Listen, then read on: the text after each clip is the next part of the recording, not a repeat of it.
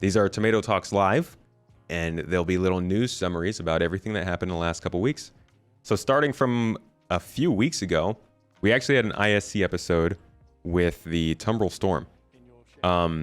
And they were talking about ground vehicles and what their uses are for. And we started, I guess, with the Lynx. RSI Lynx is a luxurious version of the Ursa, which basically just means it has some nice seats in it and a bigger window, which is cool. It's another ground vehicle. It's one off the backlog. It's something that they needed to do. We're glad they did it, but I don't think anybody is that crazy interested in it just yet. I think it's still going to be a little while before ground vehicles kind of shine and become their prime. Besides that, though, we also got to learn about the Tumbrel Storm. This is a small sort of a scout fast strike tank. It's a single-seater. Obviously, it's smaller than the Nova, but still just as wide. And it has a very, very obvious weak spot with the driver in the front there, but that's how it is. And you can see that it's pretty well detailed. It was actually in gray box already by the time we saw it. It's currently getting more polishing done right now, so this will definitely be ready for 3.20. It's got spaces for all the components and everything. It's got different skins. It's got a place for your weapons, obviously a place for you to sit down. So they've got this pretty far along the way, which is something they've been doing a lot more with these early vehicles. After that, though, we jumped into a vehicle roundtable for Invictus. Wasn't as good as I think last year's Invictus episode was, but we did get some interesting information from it. I'll let you guys have a little sneak peek at what they had to say about the ship backlog here. How are we expecting to work through this backlog? So the last year or so, we've been really sort of improving and just making the pipeline work better. Mark and Corey have done a great job revitalizing all the documentation that sort of I wrote years ago and we've just lived with. But because I've done more and more leadership and directorship, I've not been so hands-on with things, so they've taken that over and built the pipeline. The last few ships we've released have gone through sort of that new pipeline and things have mostly gone smoother. Still doing some tweaks as we go. But ultimately, at the end of the day, big ships need a lot of resources to make them. And where we want to get to is a place where we're still delivering the same amount of content as we do now a year, as well as 1 to 2 capitals a year on top of that and supporting all the other teams like we do. And at the end of the day, that just needs more people. You want to get to the point of delivering yes. 1 to 2 capitals a ship. Yes. You're not saying that we are at that point, right? We're not at that point yet. We're building to that point. So the last few months we've been starting to expand the team, which people have probably seen with the introduction of the Montreal vehicle team. And we're also looking for more artists in the UK. So if people are watching, and any good leads. Any lead artists watching. To replace Corey. Shout. So they're focusing on trying to get more content out. It's 1 to 2 capital ships a year would be crazy, especially since we've seen one in like 6 years since then. But they are working on the Polaris. Can confirm. One of the most voted up questions here is about the Polaris. Simply put, is the Polaris actually in production?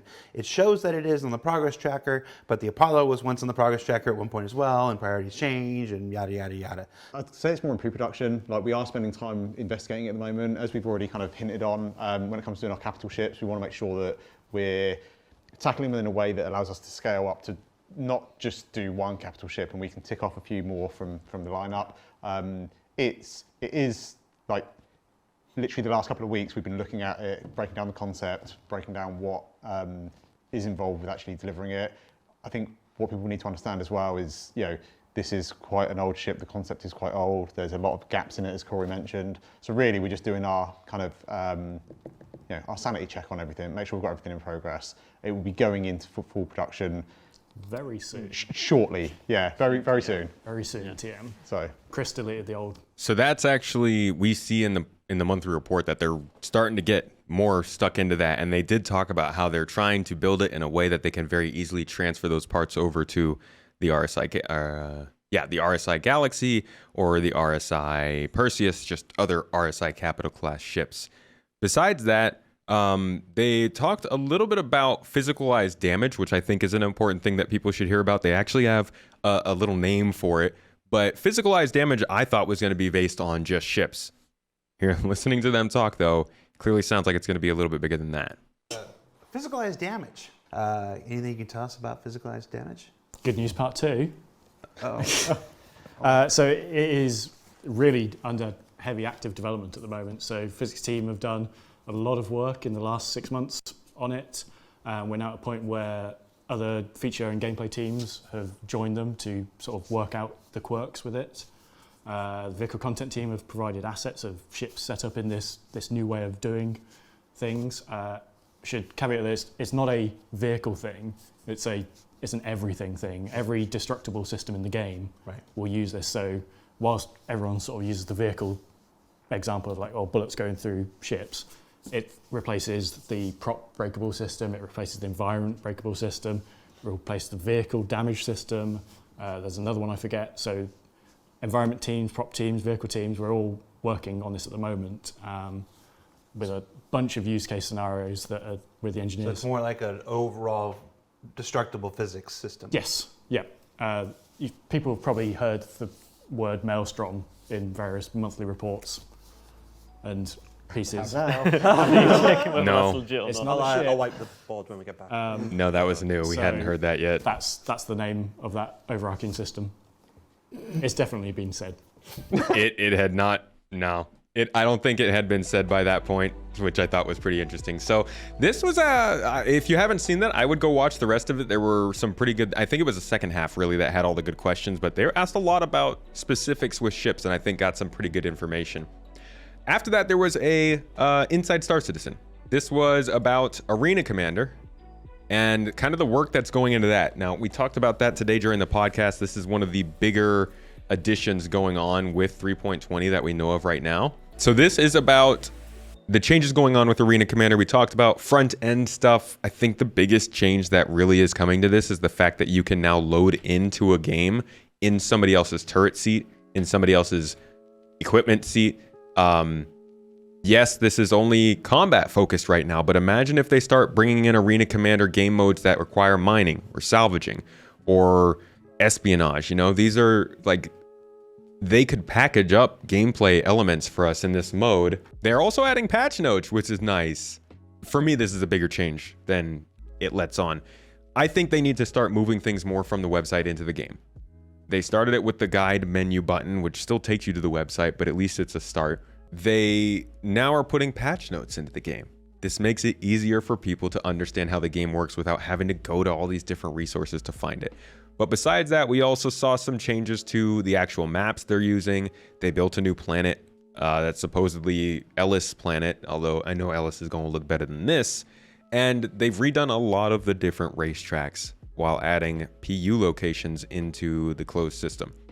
They've also done a lot of work on the combat, bringing in bigger ships, bigger challenges, and just in general more gameplay for players in Arena Commander, which I think are going to make a big difference and make things a little bit more fun for players. What we do hope though is that they're also working on stability. That's something that they've talked about in the monthly report so far, but obviously we have to see it to believe it. There was another episode of this though. There was this episode 2 where they talked a little bit more about the actual FPS side of the Arena Commander changes coming on. This included new maps, new locations. Security Post Korea is now a place you can fight. The Good Doctor is still there. Honestly, not really a map that I enjoy all that much. They're bringing in new game modes like Gun Game, which is one that I love from Call of Duty, which is apparently also on Counter-Strike. Bringing in closed arenas for tank battles. So everybody will be able to fight each other in tanks and have little like tank royale battles with the Novas, which is something that we do in the PU, but takes forever to start. So it's a lot better now that we can do that in a closed environment. It's very easy to set up. And then they have just all kinds of different interesting types of new gameplay coming to Arena Commander to mix things up. And then we had Star Citizen Live about game dev. Now this one I actually didn't get to watch all the way through. Jared gets to sit down and have a conversation with John Griffiths. He's a lead environment artist, which obviously we have a lot of great environments in Star Citizen. So he's got some good stuff to say, talks a little bit about his career, the work he does, that kind of stuff. It's not dripping with details, but they do these game dev interviews every once in a while that I think gives good insight into what building a game is. We also got a roadmap roundup with an update. As we saw in the podcast earlier, we did add wheeled vehicle handling improvements, and those I showed you some examples of how they're going to improve the physics and the handling and how the ground vehicles interact with the ground. Not a big deal, but I think it will be a nice quality of life change. After that was this week, and we got an Inside Star Citizen this week looking at insight into the development of the Santok Yai, which is the next alien ship we are going to get in the game. And they had some interesting information on it, some big news. I will go ahead and play that for you here. Why don't you give us an update on where we're currently at with the Santok Yai? Real talk, we just failed our gray box review. That's real talk for you. So where we're at with the Santok Yai right now is we just went through our review gate for Greybox, which we failed. And it's not catastrophic. The main reason for that is because we haven't quite figured out how we're going to be doing and designing the cockpit dashboard yet. All of the exterior has been basically Greybox modeled out. We have the majority of the animations finished. I'm actually currently repolishing the landing animation and in-flight animation and a couple of other really cool things that we haven't shown before. But yeah, the bulk of the geometry has been modeled out, and we're about to get ready to start doing material work and palms and all that good stuff to make it look beautiful. But unfortunately, we can't quite move on to that stage yet until we really nail down what it is that we're going to be doing with the dashboard. I like the way it looks. I think it looks way better than the Car to All. But at the same time, I'm willing to admit that I probably have a little bit of alien ship fatigue, just because we've been talking so much about alien ships and going through Alien Week without really feeling the effect of aliens. And that's not a hit on them. I don't think they should be developing the alien species right now. Obviously, we have way more important things to be looking at, but it does suck that we can hear about them being developed for so long and not see them, that it starts to feel that way. Either way, I think this is a really cool ship, super sleek, looks really nice. It has great parity with the Car to All Scout. You can tell they're coming from the same company, even if that company is an alien manufacturer. Like, it's not like they're releasing Xi'an ships and Banu ships. They're releasing ships under the manufacturers from those races, so they kind of look different, but they still look alien. I think this does a great job of still looking like that Car to All while taking its own design and its own sort of silhouette and stuff. Now, on the other side of things, we've got the Hull C. Much more exciting as a ship than the Car to All, or sorry, the Santok Yai, in my opinion. It brings a lot of possibilities and questions with it, and unfortunately, those didn't really get answered in Inside Star Citizen, but we still did get to hear some interesting stuff about the development process. Hull C, for those that don't know, is like the big 18-wheeler of the Star Citizen universe, designed for transporting bulk cargo around the stations and between solar systems. We started it, I want to say 5+ years ago. We got so far on the art and design side, probably early grey box. And then the sheer amount of technical challenges with this ship became apparent. We put a pause to it. I thought, we'll come back. The teams that need to help us have more important things to do at that point in time. There was object container streaming going on. So we're like, that's more important. We'll sort that out. We'll come back to it. And the last year or so, we've come back to it and had to deal with all those big technical challenges for the ship. So interestingly enough, the work that he said was done. We learned about this ship so long ago. 2017, we were seeing video of this ship, so they had it designed. And you can see here, actually, the guy who worked on it tweeted about his work doing it. He said, in the end, the rear interior OC is a loadout item attached to an animated SDF grid, that's a assigned distance field grid, which will unlock modular and salvageable interiors. Oh.